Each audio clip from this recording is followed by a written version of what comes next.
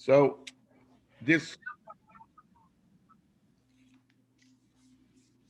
so in this period of time, we are, that is in what's called the 3 weeks, we, in order to enhance our experience and to fix up in some sort of way the events which happen, which is the eventual destruction of the temple, in order to enhance and make some sort of fix and make betterment our environment. We learn topics which relate to the, the temple, and we learn topics which relate to the construction and the operation of the temple. And in that way, by virtue of our learning Torah with regard to this topic, it can be considered as if we are building and rebuilding and putting into place, fixing the issues via the power of Torah to bring back, enhance, rebuild, at least in a spiritual sense, the temple. So we move on to a topic of interest in which relates to the temple, and that is something curious, which an aspect which we can learn and understand in relationship to the naming, the geographical location of the temple itself. And let's go to some first sources, including the Talmud, and then I will share that screen. In the Talmud, in Mishnah and in Gemara, in Zvachim, it's mentioned about the temple, and some aspects in relationship to the operations of the temple are mentioned in the Masechtas, in the tractate called Zvachim, which talks about the operational aspects, the different sacrifices that were brought there. There's a discussion of some aspects of the halachas which related to the physical building of the temple in Jerusalem, and speaking about the other aspects of it, and the eventual building of it. So let's read together part of this. So the Gemara tells us, Achloi hukam hamishkan, until the tabernacle was established, there was a possibility to bring korbanos, there was a possibility to bring sacrifices, and therefore they used to, the people who wanted to bring a korban to Hashem built a private altar space called a boma, and that private space was a eligible and correct method to bring korbanos, and therefore hoya muteris. So the altars, the bomas were allowed, the korbanos was allowed. How was it performed? And the service was done via the firstborns. Then, Mishahukam HaMishkan, from the time that the tabernacle was established primarily in the wanderings in the wilderness. Then Nesor Habomas, then private altars were prohibited. The service was done by Avodas B'Kahanim. Services were done by the priests. The different activities of the eating of the korbanos were done. Kodshe Kedoshim, the Holy of Holies, aspect of food, necholim lifnim min hakloim, were eaten within the area within the curtains, that is in the area of the tabernacle. Kodshim kalim, the ones of lesser sanctity could be eaten b'chol hamachna throughout the camp of Israel. Once the tabernacle, or the location of the Jewish nation, moved from being in the wilderness, and then they came to Israel, Ba'ol Gilgal, they came to the area of Gilgal. Again, Hutra Habomas, private altars were permitted. The Kodshe Kedoshim Necholim Lifnim Min Hakloim, and Kodshem Kalim could be eaten b'chol mokom. This continues the story and the passage of the conquest of Yeshua in Israel. So when the Jewish people arrived at Gilgal, that was Joshua's coming in and leaving the mobile Mishkan that they had at the time, and leaving at Gilgal. When at some point, as part of the wanderings or the movement of the Aaron within Israel itself, there were different times when other places were used. Ba'ul, they came to Shiloh. Ba'ul, they came to some other areas. Ba'ul Lanoda B'Gibon. At the time when Shiloh was destroyed, and the Jewish people arrived with the tabernacle in Nov and Gibon, Hutra bombers were allowed again. Kodshe Kedoshim Necholim Lefnim. Again, the Kodshe Kolam were eaten within the confines of the areas Min Hakloim, Kodshem Chalim B'chol areas, but the lesser sanctuaries anywhere in the land of Israel.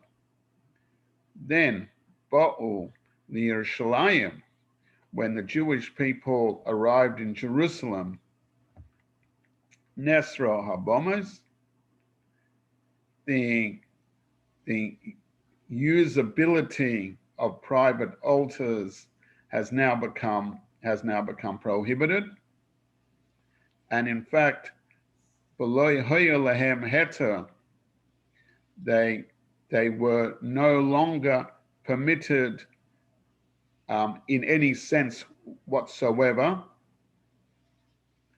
V'hi hoisa nachlas kodshe kedoshim, and the temple, became the inheritance of the place, which is referred to where the offerings have to be eaten in the correct way, and is referred to in various verses as the nachla, as the inheritance of Hashem, and in all those, and then once things were in the temple, once the temple was established, then in fact, the rules came back to what it was, like, and in relationship to eating the foods in the sanctity of the Kodesh Kedoshim had to be nechal lefnim min hakloim, had to be eaten within the boundaries of the temple. Kodesh Kalen u'ma'aser sheni lefnim min hachema had to be eaten within the boundaries of the city of Jerusalem, because that's equivalent to the Israelite camp in the wilderness. Okay, so we have some sources from the Talmud which describes the movement of the place of Hashem, and we have the movement of the place of Hashem further to around from the a mobile sanctuary to potentially two places which were established, and then to the eventual placement within Jerusalem and the temple area. How is this described in the Torah itself?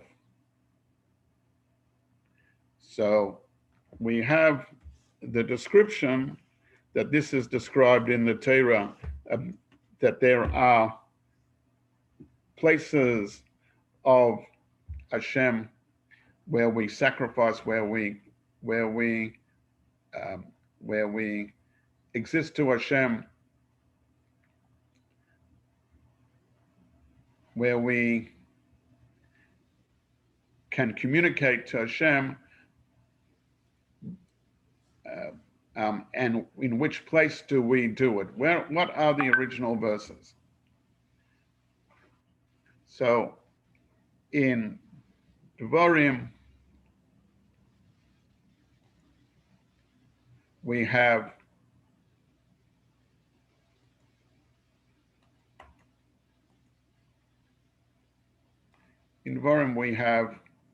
the following verses.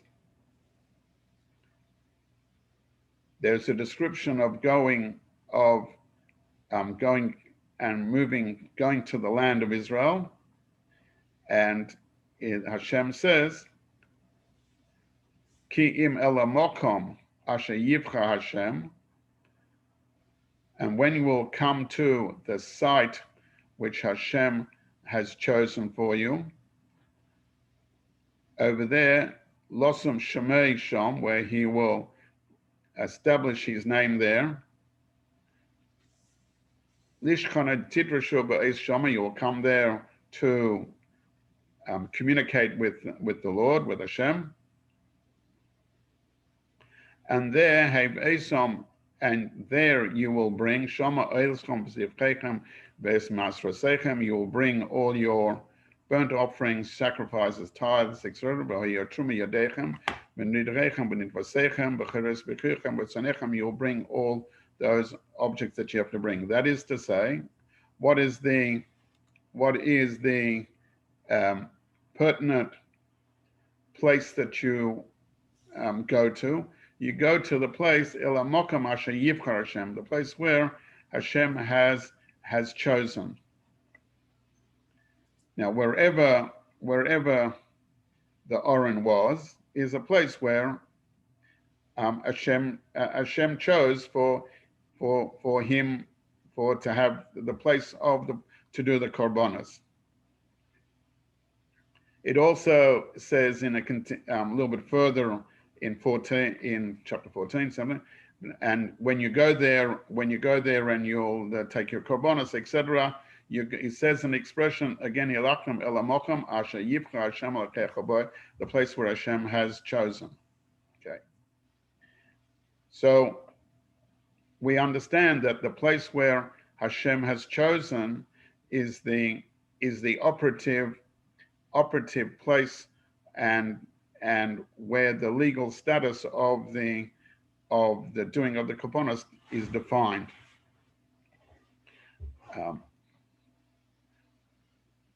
Now, we find that when we call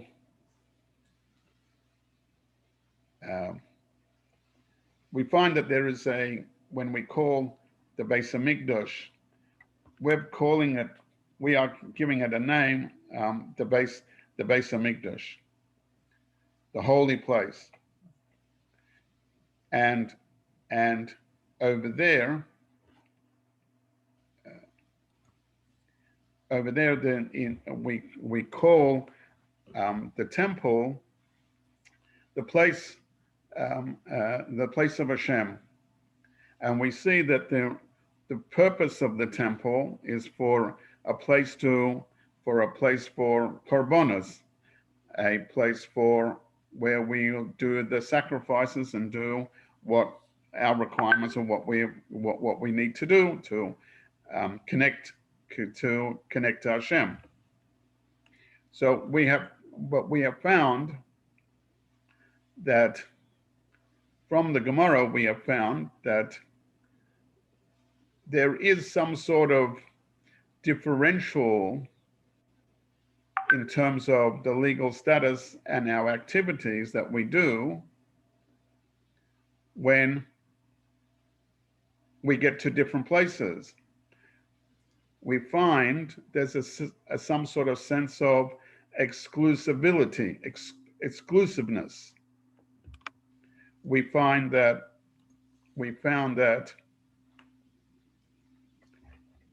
in the Gemara, it told us that until the tabernacle was set up, in fact, a Jew could connect to Hashem and bring a sacrifice wherever he wanted. However, the private altars were permitted. Once a Mishkan had been set up, we find that private altars were prohibited. So the Gemara is telling us in relationship to operational sense that when there isn't a tabernacle, you can connect to Hashem via the bombers and bring your korbanos. That's muteres. When there is a tabernacle in place, the private bombers are not allowed. However, interestingly, we have found that isn't a one-to-one exclusion. There were times when the tabernacle was moving around that private bombers were allowed. So there seems to be a connection there seems to be an overt connection between the tabernacle and private altars, but it doesn't seem that it's actually, that there's definitely a connection. Once the tabernacle is operational, the bombers is not allowed to be used. When there isn't a tabernacle, when there is a tabernacle, you can't use the bombers. When there is no tabernacle, you can use bombers. However, there are some times when that same tabernacle exists that you can use the bombers. So there's definitely some sort of relationship. However, we have found that once that, as we said over here, once you came to Jerusalem and the Beis HaMeikdash were built, we have a double expression. Nesro, the bombers can no longer be used anywhere. And there was no permissibility, and there was no as he says, and there was no subsequent point in time when there was a permissibility given. So it seems that the building of the Jerusalem and the selection of Jerusalem and the building of the temple of Jerusalem then cemented down the place where Hashem has chosen, this expression down here, the Ela Mokam Asher Yivchar Hashem, the place which Hashem has chosen. He's locked that down and is no longer a movable place, a mobile place, or a change, there can only be the place of bringing sacrifices in the temple. So what is that differential between between between the mobile, or we should say the tabernacle, and the building of the Beis HaMeikdash? Okay, so an insight. We've seen original verses which talk about when you come el hamokom, to the place asher yivchar Hashem, which Hashem has chosen, and in that place you will bring the korbanos. We see that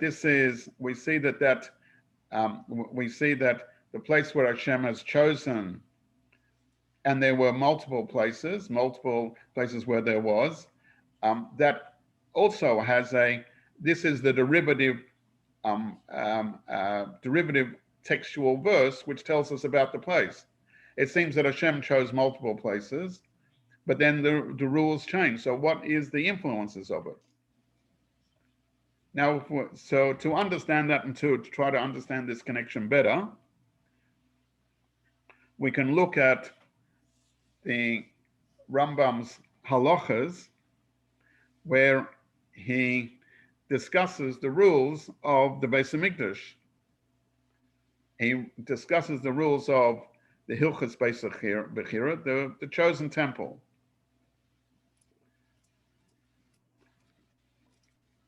So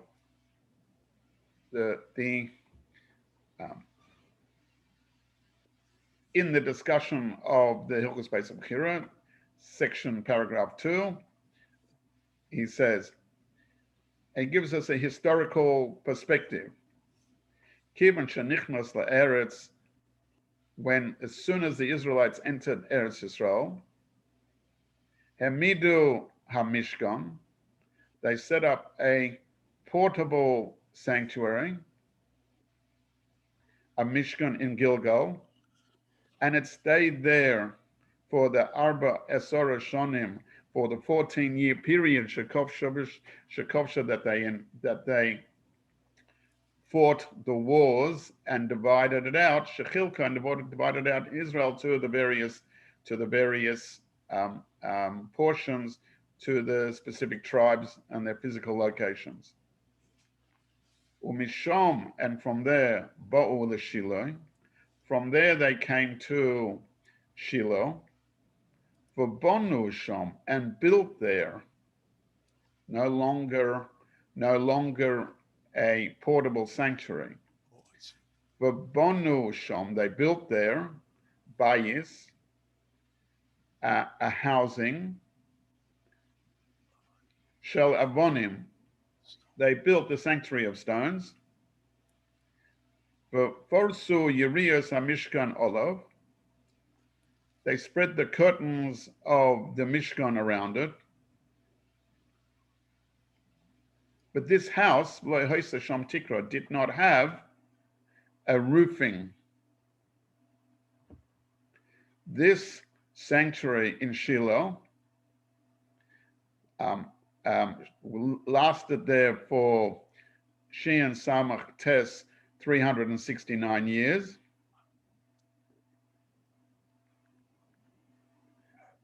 The prophet, in the time of, there was the prophet of Eli, etc. That building became destroyed, and then Keshemes Eli Chorav Ba'u, Chorav, that building became destroyed. Ba'u, the sanctuary, then moved Lenov V'Ba'u Shom Mikdash, and they built a sanctuary there. And Keshemes Shmuel Chorov, it became destroyed. Ba'u Givon, it came to Givon. V'bonu sham, they built there a mikdash. umegiban bo lil Beis Elomim, and from there it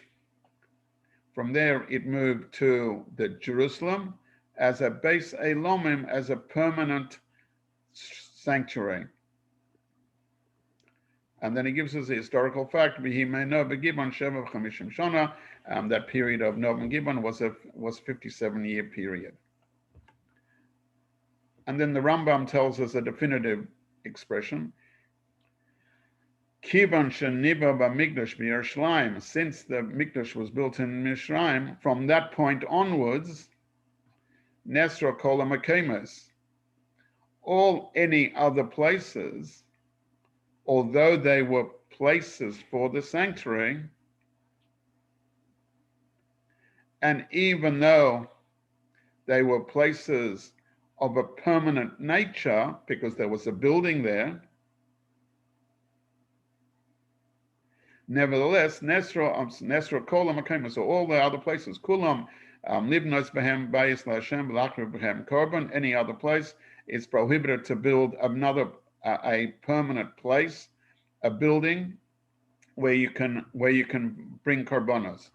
Ve'ein shom bayis l'derei deres ela b'Yerushalayim, and a permanent structure for generations cannot be except for Jerusalem, Bolvad Bahar Maria, except for Jerusalem on the Mount of Moriah, Kamosha Nema, as it says first in Divrei Yomim, right? B'yema David zeh Beis Hashem Elokim zeh Mizbech L'Eli Yisrael, b'yema zeh Menuchas Adayat, and this is the permanent structure. Okay. So with this, we see that the Mishkan and the temporary structure, the mobile structure, which was moving and moved, it had sanctity. The places had sanctity to the point where there was a requirement where you could bring the korbanos. However, in some of the places, and for instance, in Shiloh, we learned before that the bombers were not allowed. Other of those movable places, the places were allowed, weren't allowed, and bombers were not allowed. So our question is, I'm trying to understand, what is the differential? What we see clearly is that it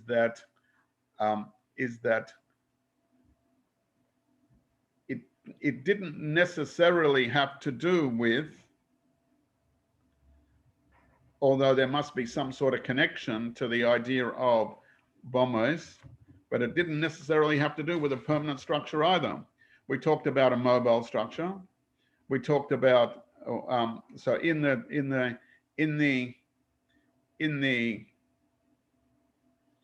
wandering in the wilderness, there was a mobile structure, and it was built for the purpose of being mobile. Nevertheless, it still had its exclusionary sanctity, so that other bombers couldn't be used. Then when they got to within Israel and went through various stages, when they came to Shiloh, other bombers were not allowed, and it had a physical structure. But that physical structure, even though it had a physical structure, and that physical structure got destroyed, moved on to another place, Nov, for instance, where there was another physical structure, bombers were allowed, even though it was a physical structure. So it doesn't seem to be that it had to be specifically about a physical structure. So in that case, our question, an idea to understand is, what has made Jerusalem? What has made the place of choice of Hashem, to the exact choice where Hashem places the sanctuary?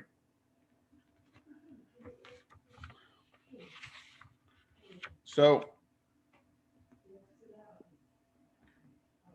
this seems to point to us that there is two aspects that, two clear aspects that that the laws of the temple relate to, the purposes of the temple relate to, and that is the idea that there has to be a place of dialogue and manifestation of God's presence, and there's a place of a centralized location where Hashem wants people to come to dialogue with him and bring the korbanos. And then there is something which is much deeper and fundamental that's embedded in the place which Hashem chooses, which causes and motivates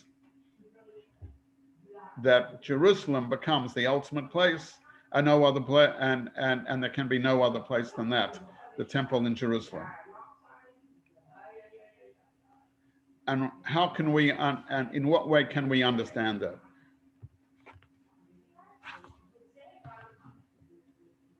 So it seems that there are some, we can get some clues from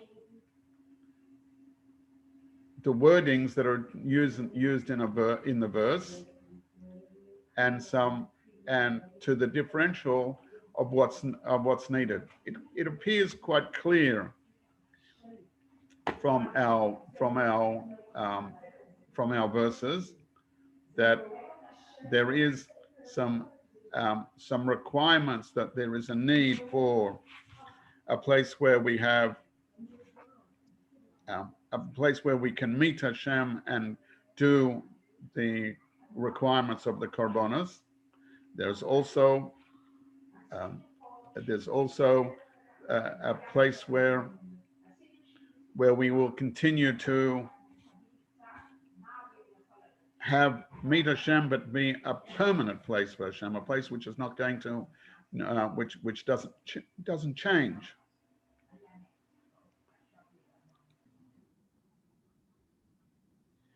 So in the text of the Chumash that we saw that there was some wording there that we might be able to give us a clue of, and give us understand this link. The first passage that we had, I'll bring up those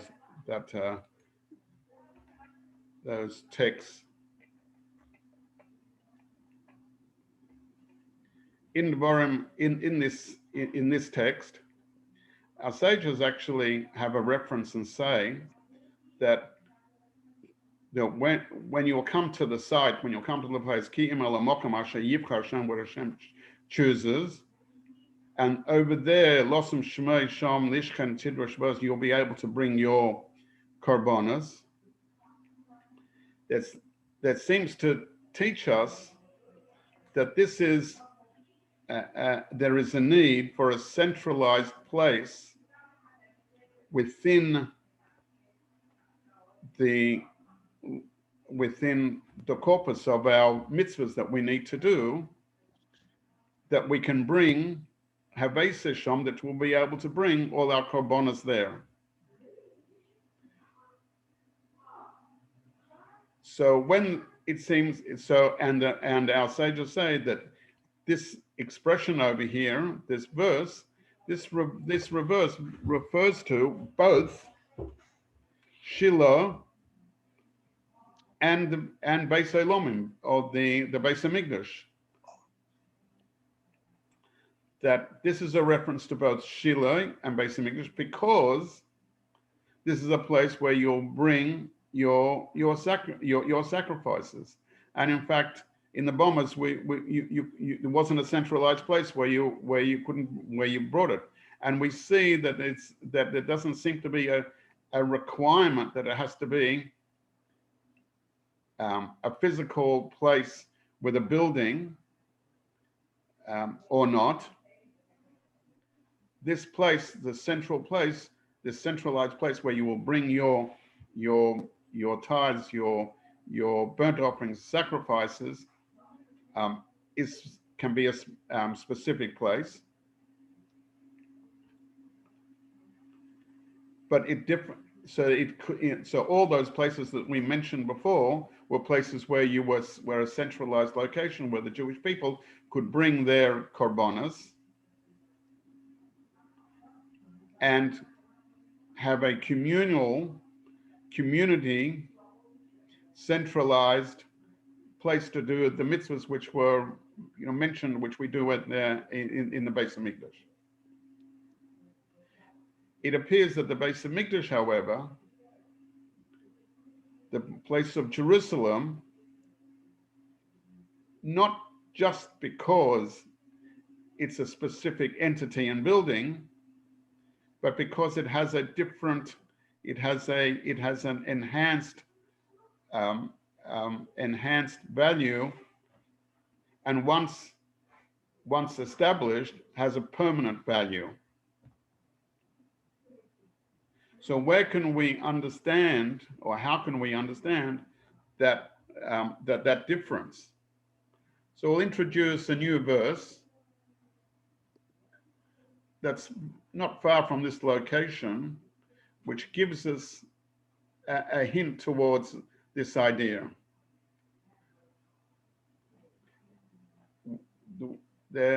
In verse 12, 10, 11, in chapter 12, and it says, when you'll cross into the Jordan, you'll dwell in the land which you'll manchil eschem, which Hashem will give you, which will be allotting you, which you'll be able to inherit,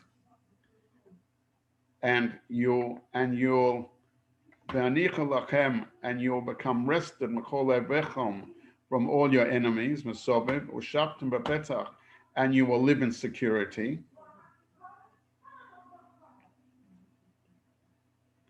Prior to this, so this is Dvarim, right? We have to think about in history, when did this happen, the Jewish history? Continuing the verse, and in that place where Hashem chooses, well, we've had this expression before, Asher Yivchar Hashem, where Hashem has chosen, but the verse continues and it says a new expression. The place you'll bring everything to this place here where Hashem has chosen. The place which He's chosen, Lishkan Shemei Shom, that into the site where where Hashem will establish His name.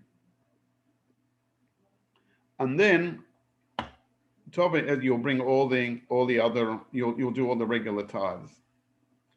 So it seems that this extra idea of Lishakan Shemei Shom, where He will establish His name, establish His full presence, establish His sanctuary in its fullest measure, this is got some dependencies. It'll be the fullest revelation of Hashem, and it seems to also come as a continuation of this verse. It says, when you'll be safety from all your enemies around you and you live in security, etc. At that point, it'll be a place of the fullest measure of the revelation of revelation of Hashem.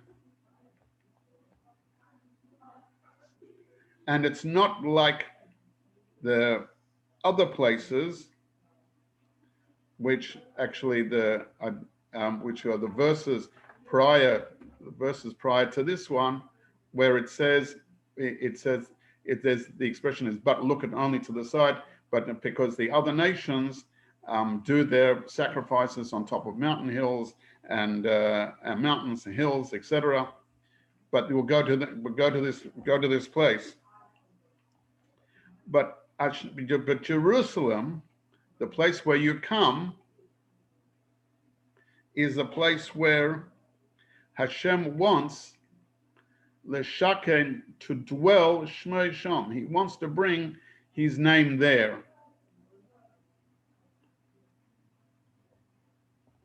That is to say, the place where his presence is known and he wishes to reveal himself with all the miracles which happened in the temple and continue to happen in the temple, in that place, in the place where is manifest, then from that place where Hashem has chosen, no longer can there be any other places where there will be a place for bringing of korbanos, of sacrifices, and in any other way.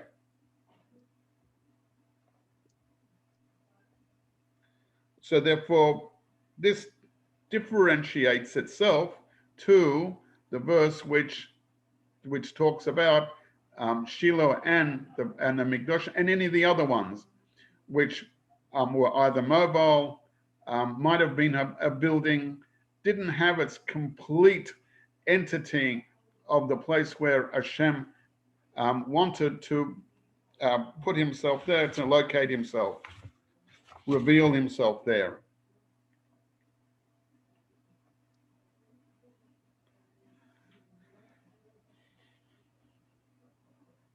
So based on this idea, we understand that Hashem has, in the place of Jerusalem and in the place where he's chosen,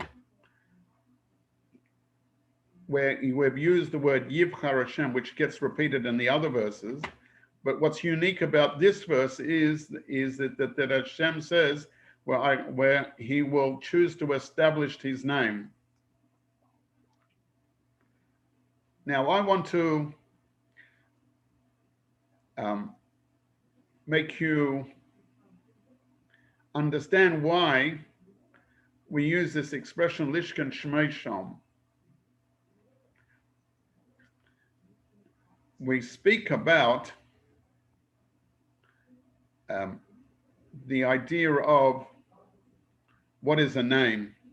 A name is what is the purpose of a name?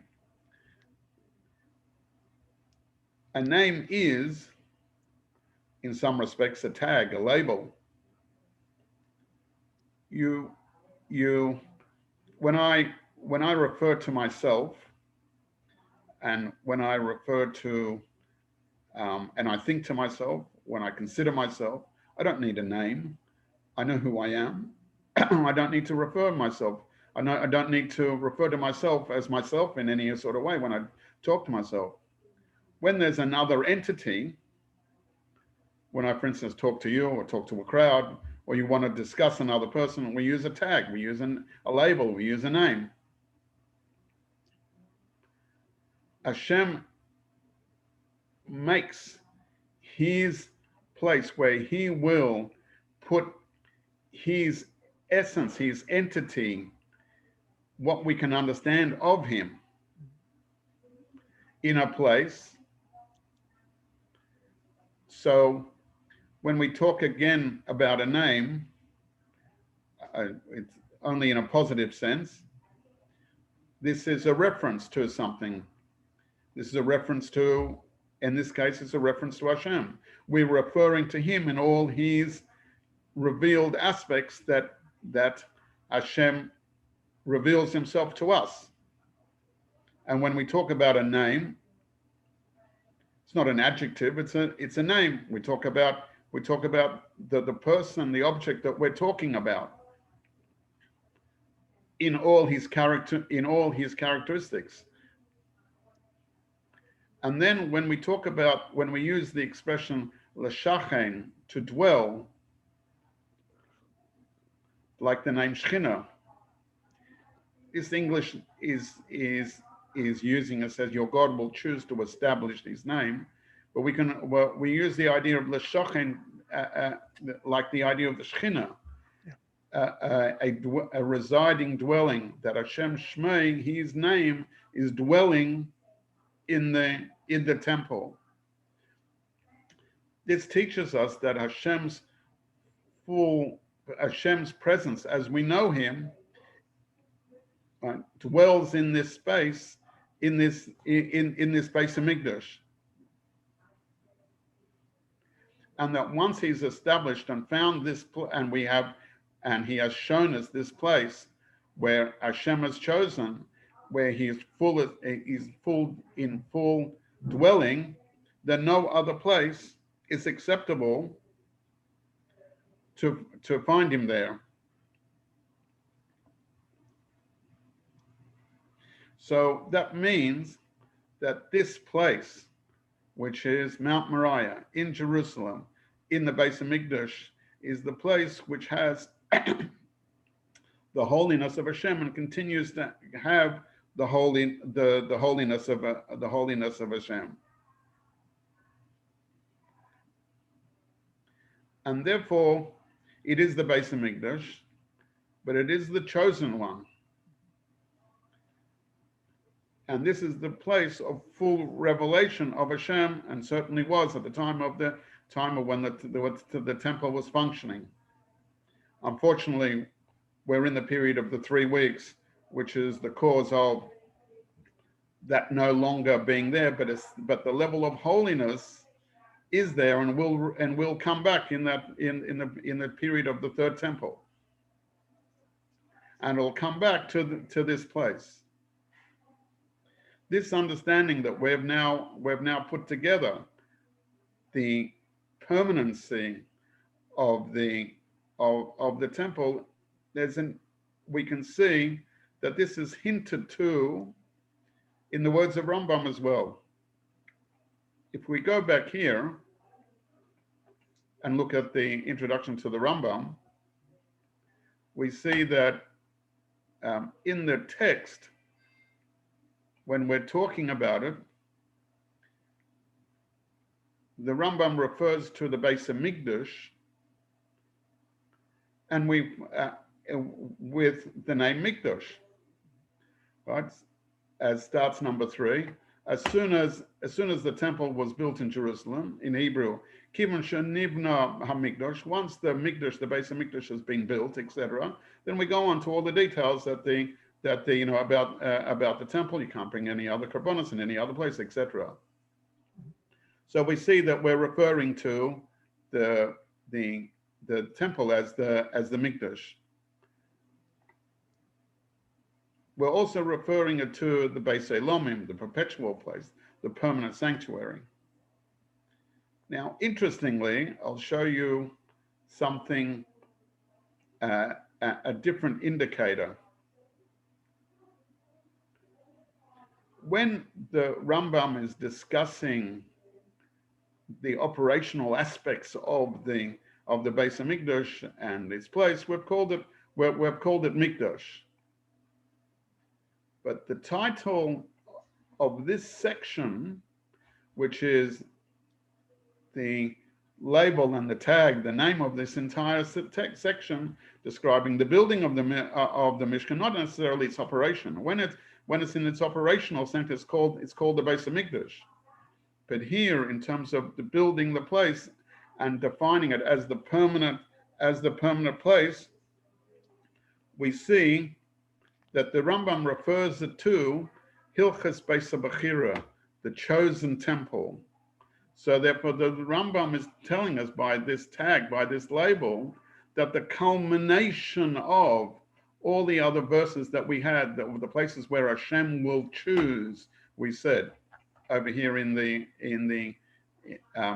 over here when these initial verses, was that the place where Hashem will choose for you. Right? So we find that the culmination of this Yivchar, although there was other places, the ultimate place where he wishes to let his name reside, as we found in this place, and there should be a revelation of Hashem in totality, was Jerusalem and the Beis HaMikdash, and hence the title of all these rules are called Hilchos Beis Habechira. And the Rambam is not, when he talks about the operational side of things, calls it the halachas of the Beis HaMeikdash. He doesn't call it the Hilchos Beis HaMeikdash. But when he's talking about the the the the when he's talking about the place where Hashem has chosen in order the full revelation of Hashem should be revealed, that he uses that expression Beis Habechira. And we know, and we understand from the Rambam, from this reference to the Rambam, that the future temple, the third Beis HaMikdash, the third temple, will be Hashem's eternal home, and there will be the full revelation of godliness in its fullest sense. And as we said, and this will be the Beis Elomim, the permanent place of Hashem, and a permanent sanctuary which will be his resting place forever. And